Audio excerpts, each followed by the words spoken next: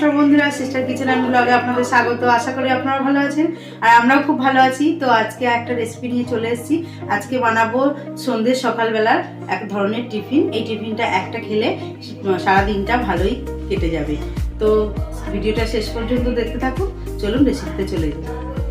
তো এখানে নিয়ে নিয়েছি ধনেপাতা, গোবিন্দভোগ চাল, বিউলির ডাল আর গ্রেট করে নিয়েছি গাজর। তো এইগুলো সব একসাথে আমি বেটে নেব। তো এখানে 200 গ্রাম চাল নিয়েছি আর এখানে 50 গ্রাম আমি এখানে বিউলির ডাল নিয়েছি। এটা কিন্তু মেনটেন করে দিতে হবে। তো আমি সবটা বেটে নিয়েছি। বেটে নিয়ে এরমভাবে চালনি দিয়ে একটা চেলে নিতে, তো আপনারা অন্য কিছু দিয়েও চেলে নিলে নিতে পারেন। তো আমি এটা দিয়ে চেলে নিয়েছি। আর এই দেখুন একদম পুরো আমার ঘনত্বটা ঠিক আপনাদের দেখাচ্ছি। এই যে ঠিক এরকম ঘনত্ব হবে একদম। এর থেকে পাতলাও নয়, এর থেকে ঘনও নয়। তো এখানে আমি সব কিছু নিয়ে নিয়েছি। এবার আমি একটা পুর করে নেব। পুরটা করে নিই। তো এবার তেল দিয়ে দেব। এবার দিয়ে দেব বাঁধাকপি।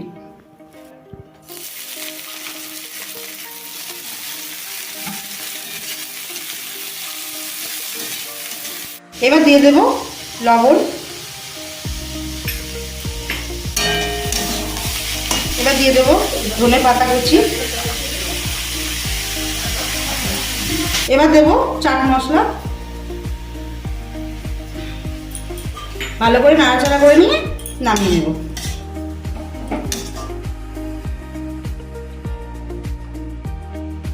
লবণ দিয়েছি। এবার দেব লঙ্কার গুঁড়ো, ঝালটা আপনারা আপনাদের মতো দেবেন। এবার দেব সাদা তেল, 1.5 চামচ মতো, ছোটো চামচের 1.5 চামচ মতো সাদা তেল দিলাম। তো এটা ভালো করে একটু ফেটিয়ে নেব। তো ভালোভাবে মেশানো হয়ে গেছে, একদম পুরো রেডি হয়ে গেছে। এবার আমি তাওয়া গরম করে নিয়ে, তো চাটু গরম হয়ে গেছে। এবার দিয়ে দেব।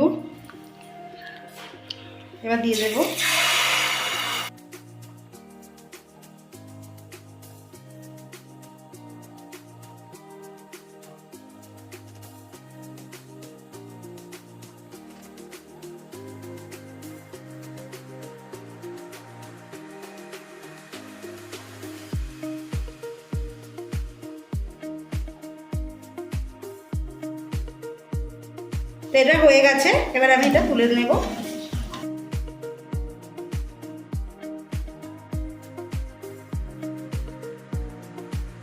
এবার এখানে গ্রেট করা গাজর কুচি, এগুলো সব কিন্তু কাঁচা।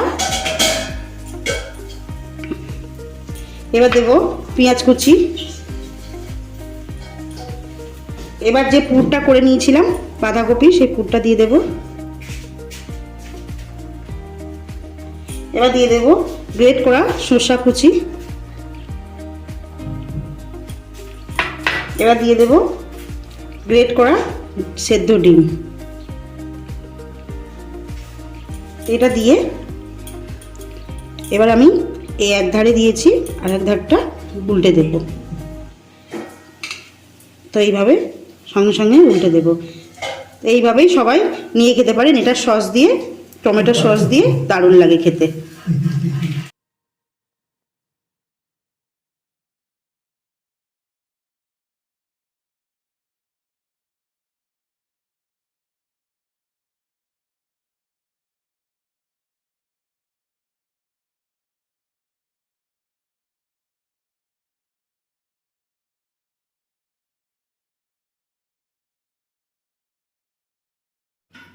জোর দিলে